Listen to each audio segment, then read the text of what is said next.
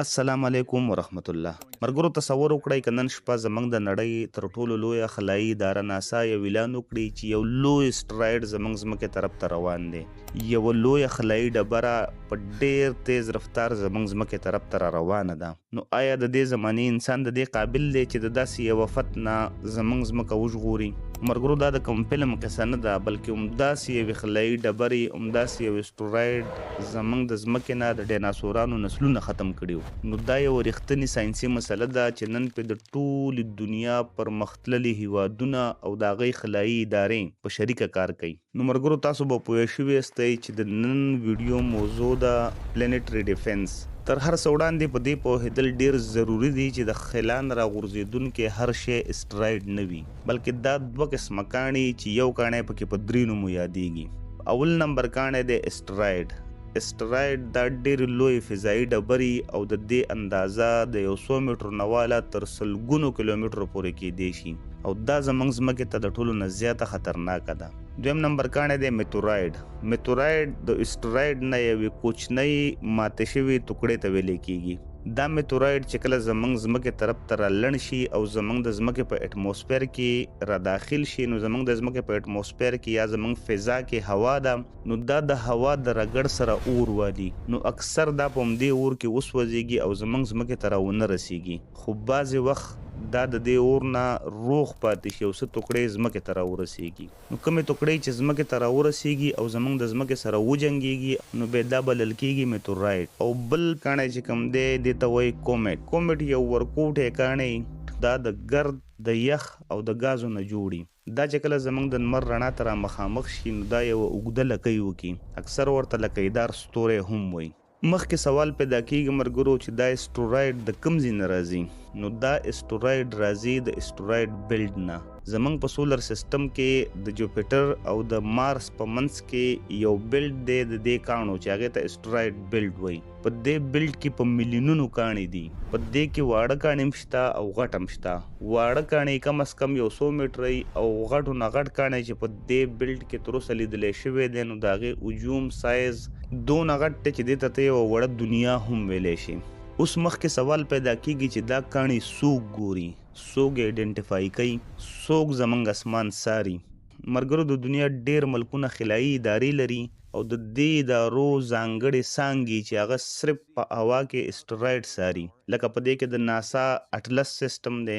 چې دا د دنیا په مختلفو ملکونو کې د دوی دفترونه یا اډې لري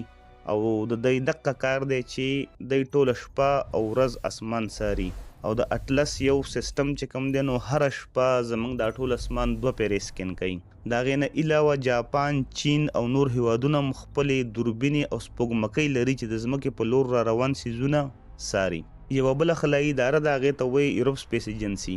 دا ایجنسي چې کومه ده،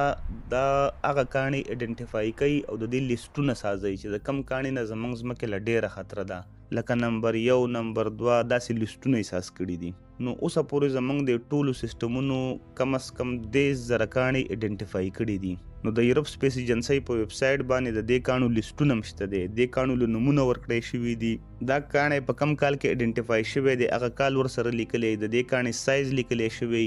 او دا امکان هم لیکلی چې یاره په 2015 کې، 2055 کې، 2060 کې دا امکان دی چې دا بیخي د ځمکې خوا له راشي یا ورسره وجنګېږي. دا دونه ډېر کاڼي لکه څنګه چې ما مخکې ویل چې زموږ په خپل سولر سیسټم کې اسټرایډ بیلټ دی. نو دا کاڼي اکثر د اسټرایډ بیلټ نه راشي. دا هلته په خپل مدار کې په خپل آربټ کې ګرځي، خو بعضې نیم پکې یو دم خپل آربټ پرېږدي او اندروني سولر سیسټم طرف ته را روان شي. او څه کاڼي د ډیپ سپیس نه راځي. ډیپ سپیس مطلب زموږ د سولر سیسټم نه د بار نه راځي. نو داسې کاڼي آیډنټیفای کول نسبتا ډېر خطرناکي،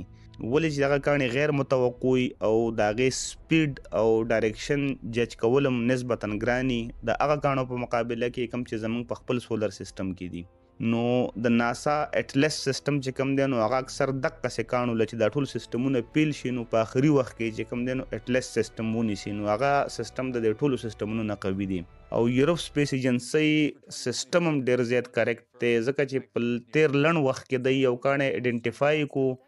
او بیا وله وخت هم وښودو چې د شپې 12 بجې به د جرمني په فضا کې سوځي او د کاڼي سایز غټو یعنی دی چې کوم ډیکلیر کړي دي هر هغه کاڼي چې د 140 متر نه غټي نو دا زمون خلا مکمل نشي سیزلې دا به خامخا ځمکې ته رسیږي او دا په هغه کانو کې حسابېږي کوم چې زمونږ د ځمکې دپاره خطرناک ګڼل شوي دي نو که داسې یو کاڼی زمونږ د ځمکې طرف ته را روان شي او دا قوي امکان چې دا به خامخا زمونږ د ځمکې سره جنګیږي نو آیا موږ سره څه داسې میتډ شته چې یاره د دې مخنیوي وکړو نو داسې میتډ شته دی بلکې 3 میتډ دي 2 میتډ داسې دي چې دا پریکټیکل ټرای شوي دي او یو میتډ داسې دی چې هغه تیوریکل دی تیوریکل مطلب لا اوسه پورې هغه استعمال شوی نه دی خو داسې یو سوچ داسې یو اندازه شته چې داسې موږ کوی شو په دې کې اولنۍ طریقه دا کینیټیک امفیکټر دا طریقه چې کومه ده دا استعمال شوی دا پریکټیکل دا او ډیره موثره ده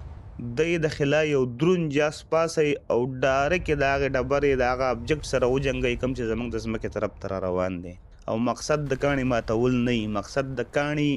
مخه بدلولي ډایرکشن چینج کولی د دې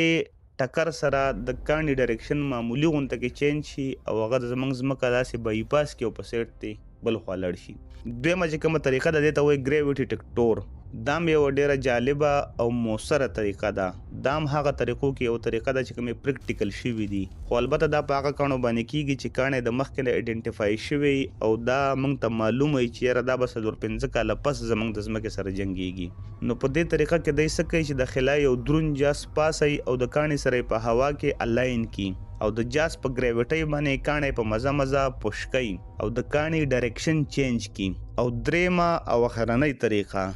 دا به په هغه صورت کې کیږي چې کاڼي ډیر زیات غټي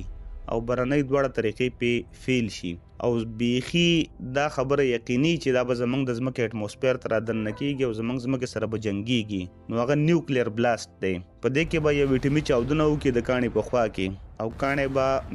میده شي د دې ساید افیکټ هم شته دی ساید افیکټ دا دی چې هغه کاڼي چې کوم میده شي هغه به کم خوازي هغه کچره په خلا کې پاتې شي خو دا به په هغه صورت کې کیږي چې دا خطر بیخي یقیني او دا طریقه اوسه پورې ځکه ټرای شوی نه دا چې په انټرنیشنل سپیس کې اټومي دماکه کول دا اسانه کار نه دی د کې باول د ډیرو ملکونو نه اجازه الی خو کله دونه غټ کاڼی راغی او دا خبره یقیني و چې دا به 100% کې زموږ د ځمکې سره جنګیږي نو یقینا چې ټوله دنیا به له متحد شي او اجازه به ورکړی شي د اټومي دماکې نو د خلا نه راغورځېدونکي هر کاڼی خطرناک هم نه او کوم چې خطرناک دی نو د نن زمانې انسان د هغې د پیژندلو وړتیا لري او د هغې نه د ځمکې د ژغورلو د کوشش وړتیا هم لري نو دا یوازې ساينس نه دی مرګرو دا د ځمکې او د انسانیت ساتنه ده په تاریخ کې شاید دا